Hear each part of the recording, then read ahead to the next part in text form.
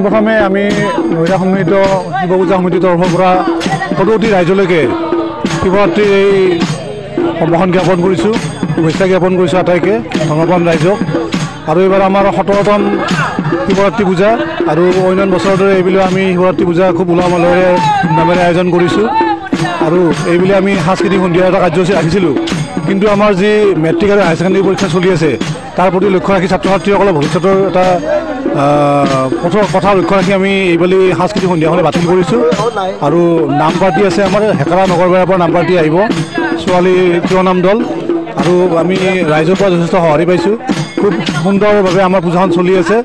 এতিয়া আমাৰ ওচৰৰে নাম পাৰ্টিৰ পৰিৱেশন চলি আছে, ৰাতিপুৱাৰ পৰা কাৰ্যসূচী চলি আছে। আমাৰ ৰাতিপুৱাৰ পৰা একেবাৰে সুন্দৰভাৱে কাৰ্যসূচী চলি আছে। আমাৰ স্থায়ী প্ৰতিমা আছে, অকণমান পিছতে আমাৰ ঘটপুৰণ কাৰ্যসূচী আৰম্ভ হ'ব। আমাৰ অঞ্চলবাসী ৰাইজে ইয়াত যথেষ্টখিনি সহযোগিতা আগবঢ়ায়, তাৰ বাবে আমি খুবেই আনন্দিত। আমি অহাবাৰ ভাবিছোঁ যে আমাৰ এই পূজা সমিতিৰ তৰফৰ পৰা আমি যাত্ৰা পাৰ্টি এখন আমি যদিকে অসমীয়া সংস্কৃতিৰ ধ্বজাবাহক আমাৰ অসমীয়া যাত্ৰা পাৰ্টি বহুত পুৰণি সংস্কৃতি এটা, এই যাত্ৰা পাৰ্টি আমি আমাৰ নতুন ডেকা চামৰ মাজত যাতে আমি যাত্ৰা পাৰ্টিক আকৌ আগুৱাই লৈ যাব পাৰোঁ, যাত্ৰা পাৰ্টিৰ জৰিয়তে যাতে সংস্কৃতি ৰক্ষা কৰিব পাৰোঁ, তাৰ কাৰণে আমি অহাবাৰ আমি যাত্ৰা পাৰ্টি এখন আমি আমন্ত্ৰণ কৰাৰ কাৰণে পদক্ষেপ হাতত লৈছোঁ।